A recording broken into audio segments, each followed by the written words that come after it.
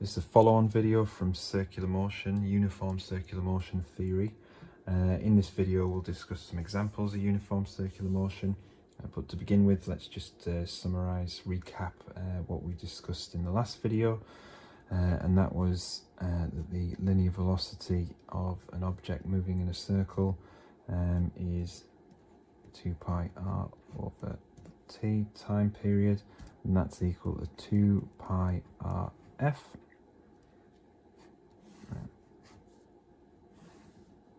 And then the angular velocity is equal to 2 pi radians over the time period t, and in terms of frequency, because frequency is 1 over t, 2 pi f. And then the link between linear velocity and angular velocity, v equals omega r. So if you'd like to know how all this came about, please do watch the other video. Now to move in a circle, then you need to, your velocity changes direction, so there is a change in velocity, and that then means that there must be an acceleration, and that centripetal acceleration is equal to v squared over r. In terms of omega, omega squared r. Again, this was derived in the previous video. And then finally, if you are going to cause an acceleration, there must be a resultant force. That centripetal force is equal to the mass of the object times v squared over r, or the mass of the object times omega squared r. So these are all our key equations for circular motion. Now we're going to look at some examples of circular motion where we find the force that causes the motion in a circle. And the first example is going to be looking at tension in a string or rope. So we've got an object that's rotating in a circle. More importantly, this is a vertical rotation, so the object's going up and down. The reason why I want to talk about vertical circular motion is because it's a lot more interesting in terms of what we get out of it, because the resultant force, this centripetal force that causes motion in the circle, it will depend on if it's at the top or at the bottom. These are the extremes, because at the top the weight acts in the direction of the centripetal force, but at the bottom the weight is in the opposite direction. So you get two different scenarios which have an effect on the tension in the rope. So if we have the weight of the object, it's the same no matter if it's at the top or at the bottom. However, to cause this, so what we're doing is we need to, so let's say at the top we're going to sum the forces acting, and obviously we have the weight acting down, plus something I haven't drawn in. Obviously this is attached to some rope which has tension in it. So in this case, it's the tension plus the weight of the object. That equals the centripetal force, which is mv squared over r. Okay, and then if we class the weight as mass times gravity, then if you want to know how much tension is in the rope at the top, that would be mv squared over r minus mg. Okay, so we've got tension in the rope is m v squared over r minus g. So we've got a centripetal acceleration minus a gravitational acceleration, times that by the mass, that will give you the tension in the rope. That tension should be smaller at the top because you've got some weight force that contributes to creating this centripetal force, whereas at the bottom, if we sum up the forces acting, okay, yet again we have weight acting down and we have tension acting up, and so it's the sum of these two forces will give us our centripetal force. So this time it's going to be tension is the larger force because that's in the direction of the resultant force, which is the centripetal force, minus the weight equals mv squared over r. So this time the tension is going to equal mv squared over r plus mg. V squared over r plus g. Okay, so at the top, the tension is centripetal force minus the gravitational acceleration. Sorry, centripetal acceleration minus the gravitational acceleration. But at the bottom, the tension is the centripetal acceleration plus the gravitational acceleration. In other words, the tension at the bottom is going to be greater. And you could get a sense of this if you think about if you've ever spun anything in a circle vertically, like a concher on a string. As it reaches the bottom of the rotation, what happens is you feel the concher pulling on the string, and so that there's larger tension in the string, and then at the top you feel the string become less taut, and if it was going slow enough it would almost just drop back down without continuing in that circular path. So hopefully that's made sense, but what we're suggesting is that you look at the sum of the forces, the weight and the tension, but they act in the same direction, so the tension's slightly less to get the same size resultant force, this centripetal force, as opposed to the bottom where the tension is much greater because there is a weight force that's in the opposite direction to the direction of the centripetal force. Hopefully that wasn't too wordy. Moving on. Another example of things moving in circles is if a car goes over a bridge. You can think of the bridge as being, or hill, as being part of a circle, and this part then has a radius towards the centre of that circle, r, and as before, the force is acting on it. Well, in this case you've got the weight of the car, and the car then is supported by the bridge. We'll call that the normal contact force, N. And so if we're going to sum up these forces, we'll find a resultant force if it's going to maintain that path in a circle, and that is going to be our centripetal force. So the sum of these two things is going to give us our centripetal force. Okay, please don't take my arrow lengths to be the actual size. Obviously the weight's going to have to be fairly large as opposed to the normal contact if you're going to get a downward force, and in this case they almost look balanced.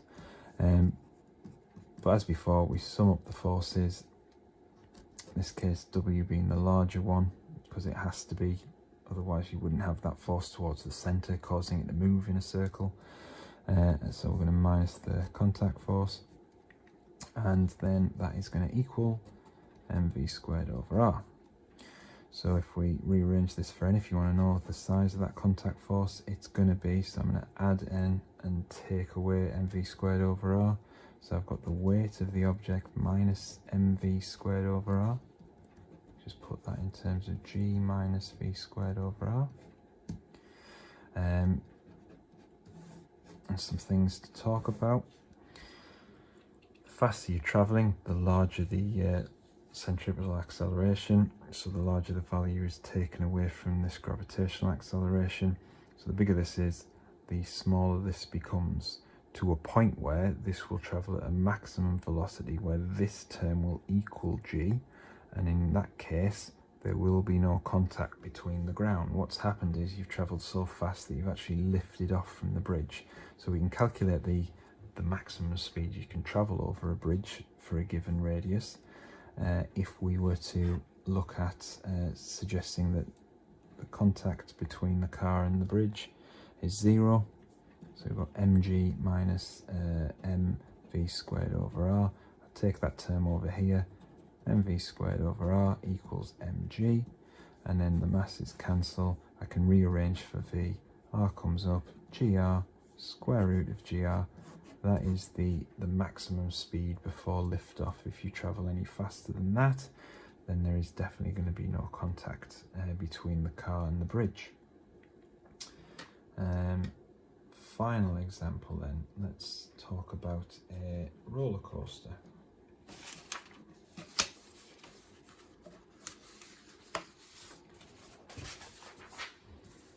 Okay, so a roller coaster can do a number of things.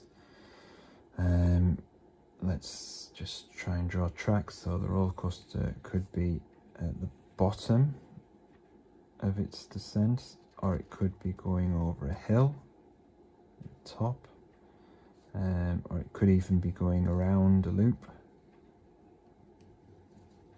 But do bear in mind, obviously you need enough energy to go around that loop. This is not an example of an energy problem, so we're not going to go into discussing about the loop in much detail, but you would certainly need to probably have a higher position to begin with, so you've got enough gravitational potential energy to go around the loop.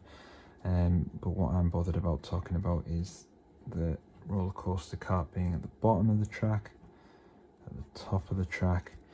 At the bottom here is the same as here, but this one's slightly different. Although it's at the top of the track, here it was above the track, this one's below the track. So they're two different scenarios. And in fact, this scenario is just the last scenario about the bridge. Okay, so we've already done that. Okay, so we don't really need to talk about that. And we can just go straight on to talking about this one. So here, what you've got is you've got the weight of the object, you've got the normal contact, and the sum of those forces is going to be, obviously this is moving in a circular path, and that's towards the center. So the n's the bigger force, and minus weight is mv squared over r. And so in this case, if you want to know how big the normal contact force is, that would be mv squared over r plus mg. So that's mass times velocity squared over r plus g. So in other words, you've got the feeling of your weight, and then an increase in weight, or this apparent feeling of a greater weight, because the contact between you and the cart increases as you travel faster. So the faster you go, the larger the centripetal force, which contributes to your weight plus that. Okay, so you're being really pushed by the cart. So the faster you go along that point, the more you kind of like feel really heavy. And then at the top of the track, if I just bring back the other sheet.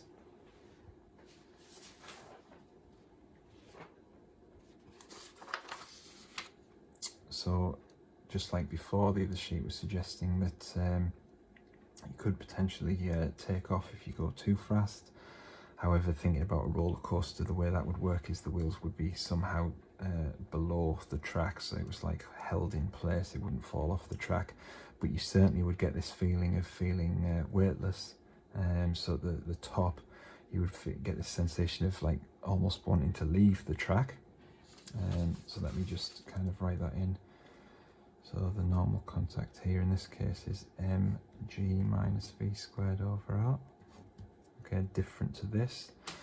And then finally, when you're under the track, so there's your roller coaster, weight acting vertically down, contact between you and the track also acting vertically down. So the sum of the forces now is n plus w. That's going to be the centripetal acceleration times the mass. And this time, if you want to know how much contact there is between the track and the cart, that would be mv squared over r minus mg. Okay, so that's mv squared over r minus g.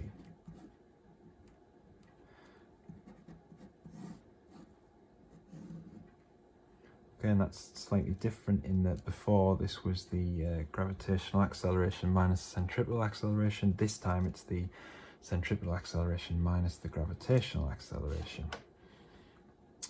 So there'll be a point where you're traveling along, you need to travel fast enough so that this doesn't become 0. Okay, so if you're traveling just fast enough that this term equal that term, that would be 0, like before, but instead of leaving the track, you would fall, so you wouldn't actually be having any contact between the track and the cart. So you have to be traveling fast enough. And just to kind of make you be aware of what this centrifugal force is doing, it's coming directly from the contact of the track. So this wants to travel in this direction, but it can't because there's a track in the way, and that is what's pushing on the cart to make it go around in that circular motion. Okay, so I've tried to give some examples of circular motion. I'm not sure if it's just been very wordy or if it's helped. I like to do some exam style questions that often helps kind of really understand the theory. So in the next video I'll go through some exam style questions.